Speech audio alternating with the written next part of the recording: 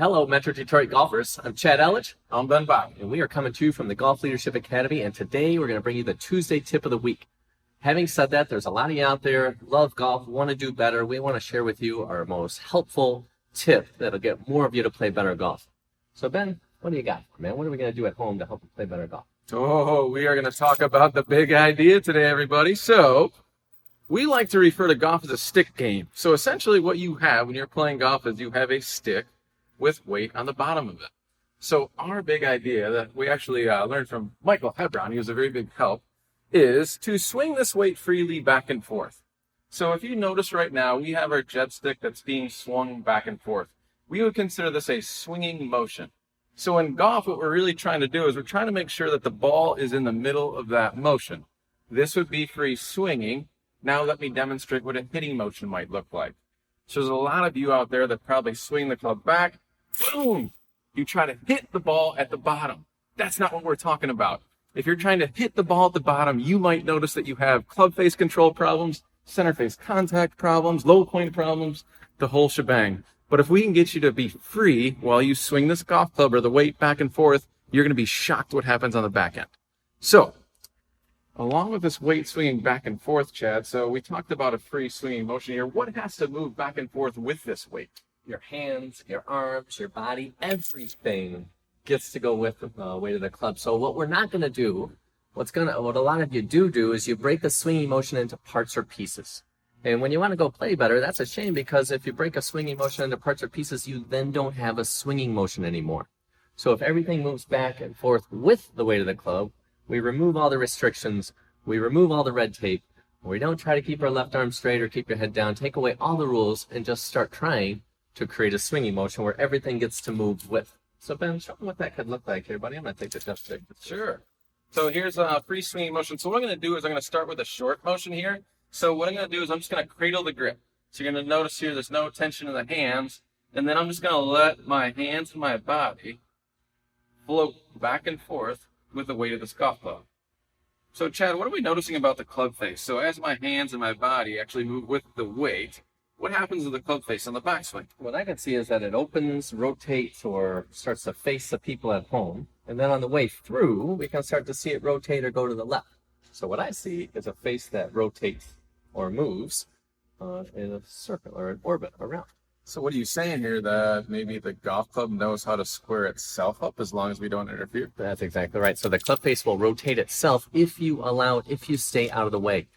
So a lot of you at home, we hear people talking about getting their hands through and trying to apply extra force. That goes back to that hitting motion, right? But if we just freely swing the weight of the club back and forth, if we want you to do this at home, you'll see that it rotates on its own if you allow it to. So we have to let the club do what it was allowed to do. I think another good analogy is if you think when you drive your car, if you have a book that's in the backseat of the car and you jam on the brakes, the book goes flying forward. So in your golf swing, you can think of your hands and your body as being your car, and here's our book at the end of the stick. So if you go ahead and watch what happens, if I slam on the brakes with my car, the body stops. So my hands and my body are stopping.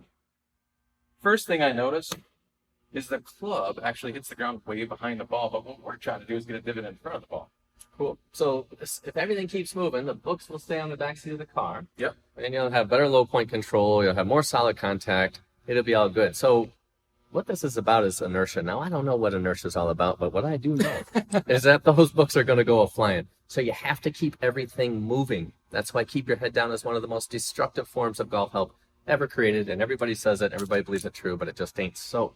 So show us like more of a full swinging motion where you allow everything to go with the weight of the club. The car keeps moving. We're all safe and sound as long as the car keeps moving. There you go. Everything goes with the weight of the club. So no attempt to break this into parts or pieces. Is that true? No attempt to break it into parts or pieces, or no attempt to smash that thing. I'm just trying to produce a motion where the ball's in the middle of it. It's really the only goal when I am swinging this golf club back and forth. Now, one of the other things that we like to do is we like to use this 1 to 5 scale, right? What's that all about? Well, I tell you what, internally is 1 to 5 is about your commitment to what you intend to do. So in golf, because you have to move the ball, it doesn't move until you move, you have to be clear in your intention. $1 million question is, what do you intend to do here? Some people say, oh, I don't want to hit it left. That ball's probably going left. Versus, I intend to create a free swingy motion where everything moves together. 1 to 5 is about to what degree did you execute your intention, or to what degree were you able to keep your attention on that intention. Here at GLA, we call it plays. What play you're going to run. So golf is like football in that way. You have to initiate the action, so you have to be very clear on what you're going to do. So what we're asking you to do is just be clear on making a free swinging motion and have that be the one thing that you're committing to. And then after the ball's gone, before we get on to what the ball does, you'd have to use that 1 to 5 scale to see to what degree did you actually experience a free swinging motion. 5 would be like, oh, dude, totally free, man. Like, that was unbelievable. I wasn't trying to steer or guide or hit anything. I wanted to be like, man, I forgot. I was trying to fix my backswing. I was trying to keep my head down and do all the things. So if we try to do all the things, we'll be good at none of the things. If you commit to one thing, you will start to make some progress for sure. So why don't you go ahead and show us, and then we'll just talk on a scale of 1 to 5, and you can, give your interpretation of what that is, and off we go. Yeah, most definitely. So one of the things that I like to do before I actually go ahead and let the ball get in the way of my motion is I'm trying to rehearse what I'm trying to sense throughout the swing. So the first thing that I will do is I'm going to flip this golf club upside down, because now I'm truly swinging weight freely back and forth. So I've got my golf club flipped upside down. I swing it freely back and forth. Then I'll flip the golf club the right way up.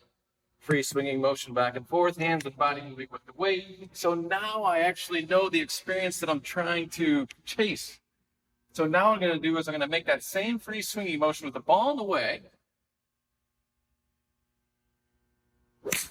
And I'm going to use my 1 to 5 scale. So a 5 would be the experience of the exact same when the ball wasn't there, and a 1 would be like, holy cow, I am way off.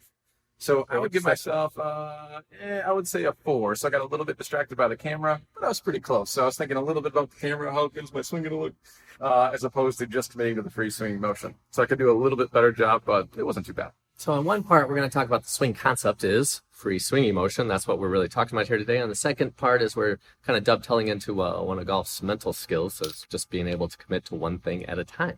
So can you keep your attention on your intention? In this case, you graded it a 4? Yep. All right, because you were a little bit distracted with the camera, no big deal. You got it. So at home, be patient with yourself while you work through this and really just start to see if you can look inward to what's going on during the swinging motion. And then when you do experience that 5, you'll be shocked as to what starts to happen. It will start to organize for you, and it'll be way cooler on the weekends. And you won't have to remember all the checklists and all the procedures and all the things, because nobody got time for that. It amazes me actually how many great players actually set a goal before their round that they're actually trying to get free while they play in these tournaments. So there's a wonderful interview. It was last year after Rory McIlroy had won the RBC. So after the interview, they said, hey, Rory, what was different this week? You just demolished the field. And he goes, well, I set a goal for myself this week, and my goal was to feel as free as I possibly can on every single golf swing. And he said, I did a very, very good job executing that this week. If I can do the same thing next week in the U.S. Open, I'm going to have a great shot at winning. So it's fascinating to us how many elite players are actually chasing that freedom when they're out there. Right. So having said that, free swinging motion is our tip this week. Start going there, see what you can do, and then check in with yourself on a scale of 1 to 5. To what degree did you actually commit to and keep your attention there? So this is going to help so many of you. If we can learn to drop the rules and the red tape and keep your head down and all that drama, you're really going to start to enjoy your golf. You're going to start to hit better shots. So we thank you for joining us on the Tuesday Tip of the Week. If you want more videos, you can go to Ben and I's Golf Leadership Academy page on YouTube. We have a whole bunch of content there, so feel free to check it out. Leave some comments in the section below. Ask any questions. We look forward to engaging with you as we move forward. Thanks for joining us, and we'll see you next Tuesday.